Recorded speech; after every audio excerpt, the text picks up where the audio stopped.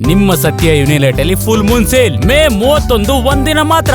ಸತ್ಯ ಯುನಿಲೆಟ್ ಹಿರಿಯೂರು ವಿಚಾರದಲ್ಲಿ ಬೇರೆಯವರೇ ಬಂದ್ಬಿಟ್ಟಿಲ್ಲ ಶಾಸಕರು ಅಥವಾ ಸಂಸದರು ಆಗಿರೋದೇ ಜಾಸ್ತಿ ಆಗಿರೋದ್ರಿಂದಾಗಿ ಅಲ್ಲಿ ಒಬ್ಬ ಸ್ಥಳೀಯ ನಾಯಕರನ್ನ ನಾವು ನಾಯಕರಾಗಿ ನೋಡ್ಬೇಕು ಅನ್ನೋ ಭಾವನೆ ಇದೆಯಾ? ಹೌದೌದು, ಅದು ಬಹಳಷ್ಟಾಗಿದೆ.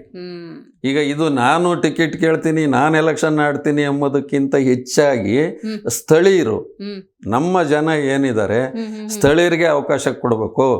ಬೇರೆಯವರೆಲ್ಲ ಬರ್ತಾರೆ, ಸೋಲ್ತಾರೆ, ಗೆಲ್ತಾರೆ, ಅವ್ರ ದುಡಿಮೆ ಮಾಡ್ಕೊಂಡು ಹೊರಟೋಗ್ತಾರೆ. ನಮ್ಮರೊಬ್ರಿದ್ರೆ ಬೆಳಿಗ್ಗೆ ಎದ್ದು ಅವ್ರ ಮನೆ ಬಾಗಿಲಿಗೆ ಹೋಗಿ ಕೆಲಸ ಕೇಳ್ಬೋದು. ಇಲ್ಲೇರ್ನೇ ಆಯ್ಕೆ ಮಾಡಬೇಕು ಎಂಬಂತ ಕೂಗು ಬಹಳಷ್ಟು ಎದ್ದಿದೆ. ನನಗಾಗಿ ಅಲ್ದಿದ್ರು ನಮ್ಮ ಜನಕ್ಕಾಗಿನಾದ್ರೂ ಟಿಕೆಟ್ ಕೊಟ್ಟು ಈ ಸಾರಿ ಗೆಲ್ಸಿದ್ರೆ ಖಂಡಿತವಾಗ್ಲೂ ಹಿರಿಯೂರು ಬಹಳ ಅಭಿವೃದ್ಧಿ ಮಾಡಕ್ ಆಗುತ್ತೆ. JDS ಜೊತೆಗಿನ ನಿಮ್ಮ ಬಾಂಧವ್ಯ ನೋಡಿದ್ರೆ ನಿಮಗೆ ಟಿಕೆಟ್ ಯಾವಾಗ್ಲೂ ಸಿಗ್ಬೇಕಾಗಿ ಯಾವಾಗ 2008ರಿಂದಲೂ ಕೇಳ್ತಾ ಇದ್ದೀನಿ. 2008ರಿಂದ ನನಗಿಂತ ಒಬ್ರು ಸೀನಿಯರ್ ಇದ್ರು, ಯಶೋಧರಣ್ಣ ಅಂತ.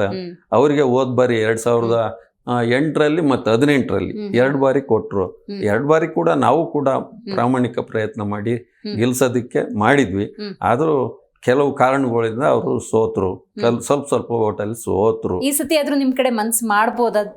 ಕುಮಾರಸ್ವಾಮಿ ಅವರು ಮನ್ಸು ಮಾಡಿ ನನಗೆ ಟಿಕೆಟ್ ಕೊಟ್ರಿ. ಈಗ ಯಶೋಧರಣ್ಣ ಅವ್ರು ಹೇಳ್ತಾರೆ, ಲೋಕಲ್ ಆಗಿ ನಿನಗೆ ಕೊಟ್ರೆ ನಾನು ಪ್ರಾಮಾಣಿಕವಾಗಿ ಮಾಡ್ತೀವಪ್ಪ, ನಮ್ಮಲ್ಲಿ ಕಿತ್ತಾಟ ಬೇಡ, ನನಗೆ ಚುನಾವಣೆ ಬೇಡ, ನಾನು ಆಡಲ್ಲ.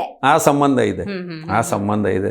ಹಾಗಾಗಿ ನಿಮ್ಮ JDS ಪಕ್ಷ ಇರ್ಬೋದು ಅಥವಾ ಅಲ್ಲಿ ಸ್ಥಳೀಯ ಕಾರ್ಯಕರ್ತರು ಇರ್ಬೋದು, ಅಭಿಮಾನಿ ಬಳಗ ಇರ್ಬೋದು, ಏನಂತಾರೆ ನಿಮ್ ಬಗ್ಗೆ? ಅಣ್ಣ ನಿಂತ್ಕೊಳ್ರಿ.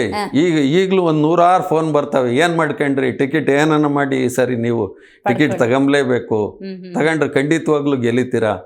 ಗೌರ್ಮೆಂಟ್ ಐತಲ್ಲಪ್ಪ, ಈಗ ಸರ್ಕಾರನೇ ಬಂದು ನಿಂತ್ಕೊಂಬುತ್ತೆ, ಅವ್ರ ವಿರುದ್ಧ ಎಲೆಕ್ಷನ್ ಆಡೋದು ಕಷ್ಟ ಅಲ್ಲೇನಪ್ಪ ಅಂತ ನಾನು ಇದನ್ನು ಕೂಡ ಕ್ವಶನ್ ಮಾಡ್ತೀನಿ. ಅವಾಗ ಅವ್ರು ಯಾರು ಬರ್ಲಿ, ಎಲ್ಲರೂ ಬರ್ಲಿ, ಆದ್ರೆ ಓಟ್ ಹಾಕಾರ ನಾವು. ಸರ್ಕಾರ ಬಂದು ನಿಂತ್ಕೋಬಹುದು, ದುಡ್ಡು ಕಾಸು ಖರ್ಚು ಮಾಡ್ಬೋದು, ಇಲ್ಲದೆಲ್ಲ ಆಸೆ ಆಮಿಷಗಳೆಲ್ಲ ಕೊಡ್ಬಹುದು, ಆದ್ರೆ ಓಟ್ ಹಾಕಾರ ಯಾರು?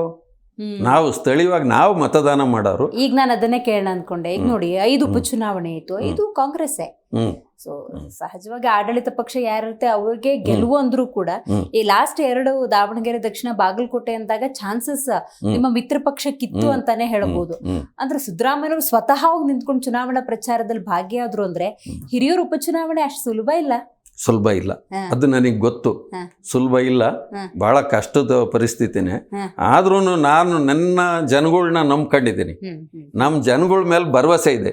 ಈ ಸಾರಿ ಎಲ್ಲರಿಗೂ ಬೇರೆ, ಇದುವರೆಗೂ ಹಿರಿಯೂರಲ್ಲಿ ಬೇರೆ ಹೊರಗಡೆಯಿಂದ ಬಂದು ಗೆದ್ದು ಹೋಗಿರಾರೆ ಹೊರ್ತು, ಸೋತೋಗಿರೋರು ಗೆದ್ದು ಹೋಗಿರಾರೆ ಎಲ್ಲ ಹೊರಗಡೆಗಳಾರೆ. ಸ್ಥಳೀಯವಾದವ್ರು ಯಾರಿಲ್ಲ, ಹೌದಲ್ವಾ? ಸ್ಥಳೀಯವಾದವ್ರು ಇದುವರೆಗೂ ಗೆಲಿಯಕ್ಕೆ ಆಗಿಲ್ಲ.